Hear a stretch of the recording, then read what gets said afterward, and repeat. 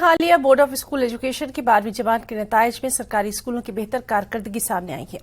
پلوامہ کے government higher secondary school boys میں کامیابی کی شرح بہتر ہونے کے ساتھ ساتھ سائنس سبجیکٹ میں 5th اور 6th پوزیشن ملی ہے۔ 12th کے رزلٹ میں بہترین کارکردگی دکھانے والے طلبہ کے اعزاز میں ہائر سیکنڈری اسکول بوائز میں خاص تقریب کا انعقاد کیا گیا، جس میں ان طلبہ کی حوصلہ افزائی کی گئی۔ اسکول ایڈمنسٹریشن کا ماننا ہے کہ یہ کامیابی ٹیچرز کی لگن اور طلبہ کی انتھک محنت کا نتیجہ ہے۔ طلبہ نے والدین کے ساتھ ساتھ اپنے ٹیچرز کا بہت شکریہ ادا کیا۔ ادھر والدین کا کہنا ہے کہ سرکاری اسکول نجی تعلیمی اداروں سے کافی بہتر ہو گئے ہیں۔ I am satisfied with the performance of my students, my teacher dedication and the sincere experience of my teachers. It is because of that, this dedication and experience and of my hard work of my teachers that we have performed well during this session also. Like last year session 21 جس میں ہمارے بچے نے یہاں پہ first position حاصل کی تھی آرٹس فیکلٹی میں۔ جو سرکاری اسکول میں ٹیچرز ہیں وہ ہائیلی کوالیفائڈ ہیں، ان کی کوالیفیکیشن بہت زیادہ ہے اور ان کے پڑھانے کا طریقہ بہت اچھا ہے as compare to private schools. پہلے جو دیکھا جا رہا تھا سرکاری اسکولوں کے جب نتائج آتے تھے تو سرکاری اسکولوں کو کافی تنقید ہوتی تھی۔ یس سر۔ تو اب اس میں کچھ تبدیلی آئی ہے؟ سر اب اسٹوڈنٹس بھی اسکول جا رہے ہیں اور ٹیچرز کو بولتے ہیں کہ ہمیں پڑھاؤ، ٹیچرز کو فورس کر رہے ہیں کہ ہمیں پڑھاؤ، اور آج کل ٹیچرز جو ہائیلی کوالیفائڈ ہیں اور بچے بھی پڑھنے کے لیے تیار ہیں۔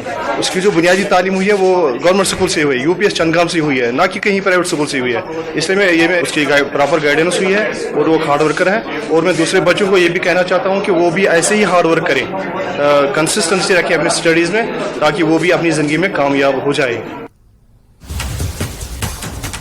اور اس وقت کی ایک اہم خبر آپ کو دے دیں، PDP NC اپوزیشن کی میٹنگ میں مدعو کیے گئے ہیں۔ آپ کو بتائیں کہ ڈاکٹر فاروق عبداللہ، محبوبہ مفتی جون کو پٹنہ میں ہونے والی آل اپوزیشن پارٹیز کی اہم میٹنگ میں شریک ہوں گے۔ 23 جون کو یہ میٹنگ پٹنہ میں ہونا ہے اور اس میں PDP اور NC بھی مدعو کیے گئے ہیں۔ ڈاکٹر فاروق عبداللہ اور محبوبہ مفتی بھی اس میٹنگ میں شرکت کریں گے۔ آپ کو بتائیں کہ نتیش کمار کی صدارت میں یہ اہم میٹنگ ہونا ہے۔ پہلے اس میٹنگ کا انعقاد 12 جون یعنی آج کیا جانا تھا، پھر اس میٹنگ کی تاریخ جو ہے وہ بڑھائی گئی، اور اب یہ اہم خبر کہ PDP اور NC بھی اپوزیشن کی اس میٹنگ میں مدعو کیے گئے ہیں۔ اب اس میٹنگ کا انعقاد 23 جون کو پٹنہ میں ہونا ہے، جس میں ڈاکٹر فاروق عبداللہ اور محبوبہ مفتی بھی شرکت کریں گے۔ تو جس طرح سے لگاتار ہم دیکھ رہے ہیں کہ نتیش کمار کی صدارت میں یہ اہم میٹنگ ہونا ہے، جس میں ملک بھر کی تمام اہم اپوزیشن جماعتوں کو جوڑنے کی کوشش کی جا رہی ہے، اور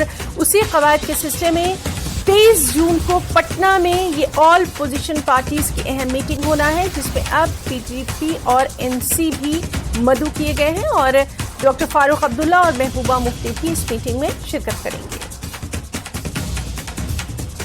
ہمارے ساتھ موجود ہیں ہمارے سماداتا سمیر بھٹ۔ سمیر، آپ سے جاننا چاہیں گے، ایک اہم یہ میٹنگ مانی جا رہی ہے اور خاص طور پر ہم دیکھ رہے ہیں کہ نتیش کمار لگاتار کوشش کر رہے ہیں تمام اپوزیشن پارٹیوں کو جوڑنے کی، اب اس میں PDP اور NC کا نام بھی جڑ گیا ہے، ڈیٹیلز چاہیں گے؟ دیکھیے بالکل آپ نے صحیح کہا، یہ ایک بڑی امپورٹنٹ ڈیولپمنٹ ہوئی ہے، سیاسی نوعیت کی ڈیولپمنٹ ہے، سیاسی طور پر اس کے بہت زیادہ میننگز ہیں۔ دیکھیے ڈاکٹر فاروق عبداللہ کچھ دن پہلے ہی دیو گوڑا سے ملنے گئے تھے، HD دیو گوڑا سے بنگلور میں، اور کوشش ان کی یہ تھی کہ جو ایک آلٹرنیٹیو فرنٹ بنانے کی کوشش ہے لوک سبھا الیکشن سے پہلے، اس میں وہ بھی جڑ جائیں، کیونکہ دیو گوڑا کا ایسا لگ رہا ہے کہ وہ ان کے سافٹ کارنر ہے BJP کے ساتھ۔ لیکن کیونکہ ڈاکٹر فاروق عبداللہ بہت ہی پرانے سینئر لیڈر ہیں، اور آپ کو یاد ہی ہوگا انہوں نے بہت جو سیاسی طور پہ سینٹر میں بھی بہت اپنا ایک رول نبھایا ہے، وہاں یونین منسٹر بھی رہے ہیں، اسی طرح سے UPA گورنمنٹ میں بھی وہ تھے، اور اس سے پہلے بھی تھے، واجپئی گورنمنٹ میں بھی تھے، ان کا ایکسپیرینس ہے۔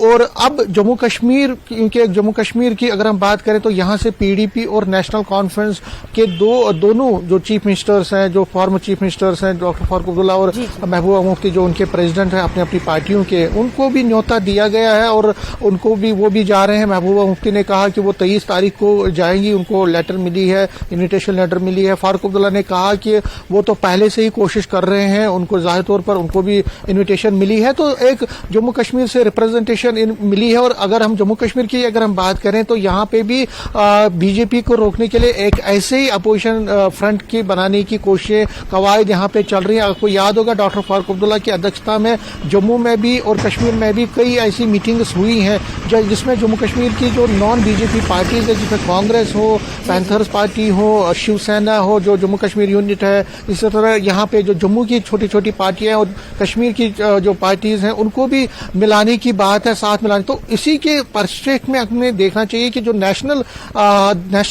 तौर पर एक कोशिश की जा रही है कि लोकसभा इलेक्शन से पहले एक फ्रंट बनाने की बीजेपी के खिलाफ, तो उसको उसमें पीडीपी और नेशनल कॉन्फ्रेंस अपना एक रोल निभाना चाहती है। और उसके बाद जब वो वहां पे अपना एक रोल निभाएंगी तो उनको ये लग रहा है कि जब जम्मू कश्मीर में उनको बीजेपी को रोकने के लिए कोई फ्रंट बनाना होगा तो जो बाकी पार्टीज हैं, जो बड़े बड़े जो पार्टीज हैं नेशनली, वो भी उनको सपोर्ट करेंगे। लेकिन अगर हमें यहाँ पे ये देखना होगा कि अगर हम नेशनल कॉन्फ्रेंस की बात करें तो इसमें कोई बहुत ज्यादा उमर अब्दुल्ला और फारूक अब्दुल्ला में कोई इस चीज पर बहुत ज्यादा सिमिलर जो एक मत नहीं है। अगर आपको याद होगा उमर अब्दुल्ला ने कुछ दिन पहले कहा था कि हम क्यों उन लोगों को सपोर्ट करेंगे, हम लोग उन लोगों के साथ क्यों बैठेंगे जिन्होंने जब 370 को हटाया जा रहा था तो उन्होंने कोई साथ नहीं दिया। तो उमर अब्दुल्ला फारूक अब्दुल्ला की जो कोशिशें हैं फारूक अब्दुल्ला की कि थर्ड फ्रंट या अल्टरनेटिव पॉलिटिक्स को प्रमोट करने के लिए, तो जो उमर अब्दुल्ला है वो ज्यादा उससे मुतफिक नहीं दिख रहे हैं। उनका कहना है कि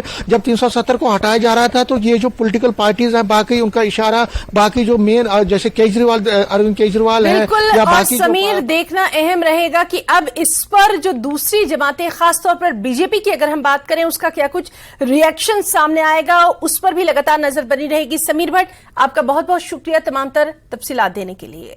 और खबरों में फिलहाल इतना ही। आदाब।